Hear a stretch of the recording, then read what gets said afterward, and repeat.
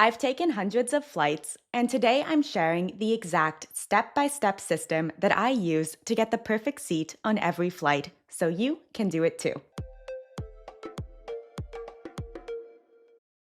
On planes with a 3-3 layout, I'll pick an aisle seat on the left side near the back of the plane. On big planes with a 3-4-3 layout or a 3-3-3 layout, I'll pick an aisle seat of the middle row, and regardless of the plane layout, if the flight is going to be under 3 hours, I will pick a window seat on the left side. Now here's how I got to this decision and how you can use the exact same step-by-step system to find the best seat for you on your upcoming flight. First, we need to see what we're working with. Look at your airline app or your email confirmation to find your plane type. It'll say something like Boeing 777-200. Then go to Aerolopa, find your airline and the plane model, and you'll be able to pull up the seat map for your flight. It's a free tool that gives you detailed seat maps for most major airlines, plus very helpful notes on the best and the worst seats on the exact plane that you will be flying on. Now, to find the best seat, I like to use a process of elimination. Let's go through the seat map and start crossing off entire categories of seats that you do not want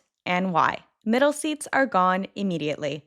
They're cramped, you don't have easy access to the aisle, and there's no wall to lean on.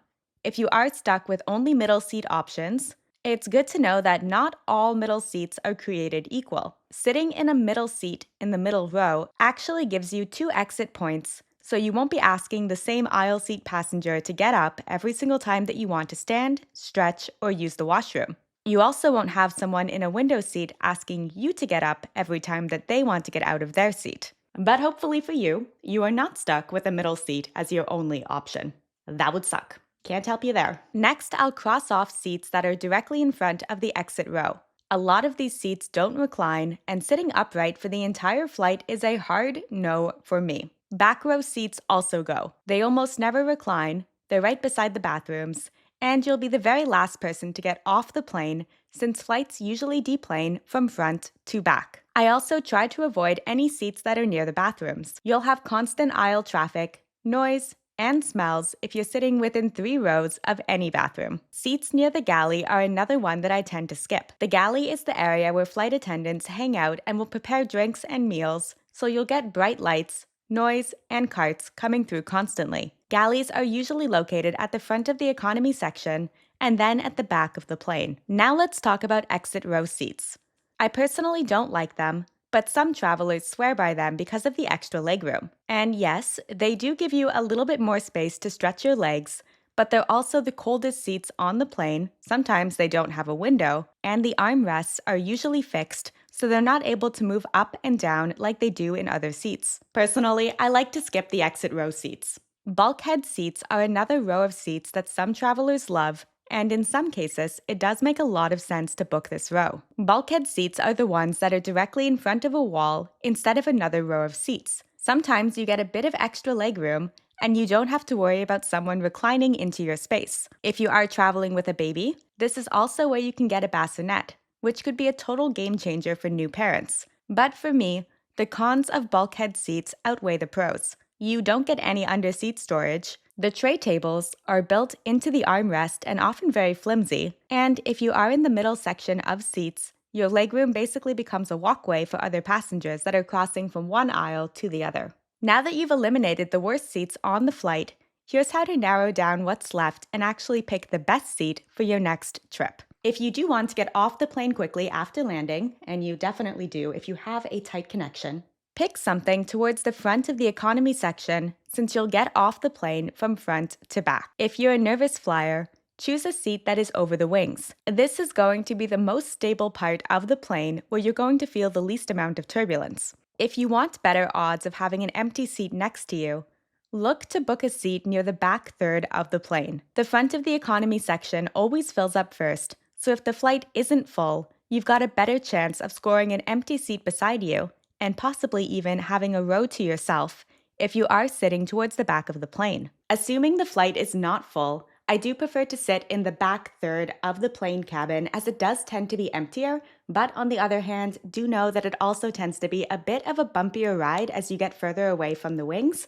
and you will also be getting off the plane a little bit later since the planes deplane from front to back. Now for aisle versus window seat. If you like to be able to get up anytime without having to ask anyone for permission, or you know that you'll need a few bathroom or stretch breaks throughout the flight, or if you tend to feel claustrophobic, you'll want to choose an aisle seat. Just know that you'll need to be patient and let the passengers that are seated beside you in the middle and the window out anytime that they want to get up. If you don't plan to get up often and you want something to lean on and sleep or even just have a nice view, then go for the window. Let us know down in the comments if you prefer to sit by the window or in an aisle seat when you fly. On big planes, I'll pick the middle aisle on the right side for a few reasons. First, I can get up anytime. Second, the person in the middle has 2 exit points, so they won't need to ask me to get up every time that they want to get up. And third, if I am seated in this middle row of seats, I will pick the seat that's on the right side since I'm right-handed, and this means that if I'm doing things like eating or working on a laptop, I'm able to extend my arm into the aisle as opposed to into another passenger. On a 3x3 plane configuration, I'll pick the left side aisle seat for all the same reasons. I can get up anytime, and I can extend my right arm into the aisle. On short flights that are under 3 hours, I love to pick a window seat. This is because I probably won't need to get up more than once, and no one is going to be bugging me to get up so that they can get out. Now that you've got a good idea of the best seat for you, here are a few bonus strategies that can take your seat selection game to the next level. If you're traveling with one other person and you both want an aisle seat, book aisle seats across from each other. This way, you are still technically sitting together and you can have a conversation during the flight across the aisle, but you'll both have the benefit of sitting in an aisle seat. If you're a couple and you want to try for an empty row of seats, you can book an aisle and a window seat in a row where the flight isn't full. There's a decent chance that no one is going to pick the middle seat between 2 random passengers unless it happens to be the last seat that's available. But planes are pretty full these days, so this is a bit riskier than it used to be. Just be prepared to politely ask the person that is seated in the middle seat if they would like to swap with you for one of your better seats by the window or the aisle. That way, you and your travel partner can still end up sitting together with one of you in the middle seat and the other one either on the aisle or the window. If you're traveling with kids, it's also good to know that the Department of Transportation rules now require airlines to seat families with kids under 13 years of age together for free. So if your only priority is sitting with your kids, and you don't really care where you sit in the economy section, don't pay extra to select seats when you book. This is already included. Another trick is that you can sometimes still get free seat selection during the online check-in window. Many major airlines like United, Delta, and American open up free seat selection during the 24-hour online check-in window for passengers that are in standard economy and higher. I always set a reminder on my phone for exactly 24 hours before departure because this is when that check-in window opens. The free seat selection during online check-in happens on a first-come, first-served basis, so you want to check in online as soon as the window opens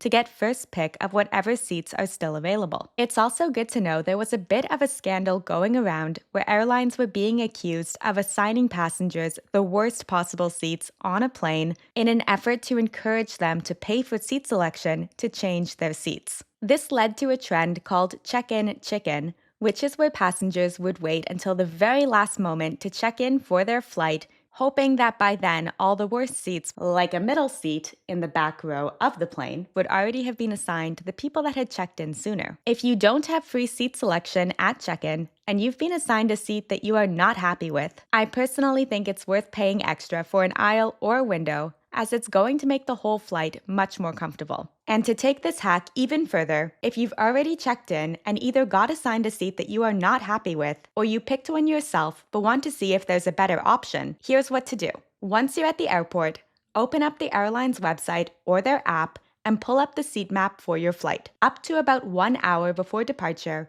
you can still often switch seats. Sometimes it's going to be free, and sometimes there's going to be a fee, just depending on the type of ticket that you purchased. But this is the time that the seat map is going to start showing which seats are actually flying empty, since by now, most passengers have either chosen their seat or been assigned a seat. There's a chance that there could be an entire row open in the economy section for you to do a last-minute seat change to and take advantage of. Just one heads up, if you are checking the seat map at the airport and using airport Wi-Fi, don't go unprotected.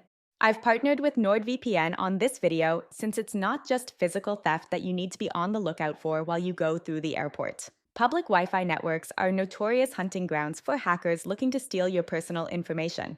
That's why I'll always take 2 seconds to connect to NordVPN before using the airport Wi Fi. With just one click, NordVPN encrypts all of your internet traffic, making it impossible for hackers to access your passwords or your credit card details or any of your personal or financial information.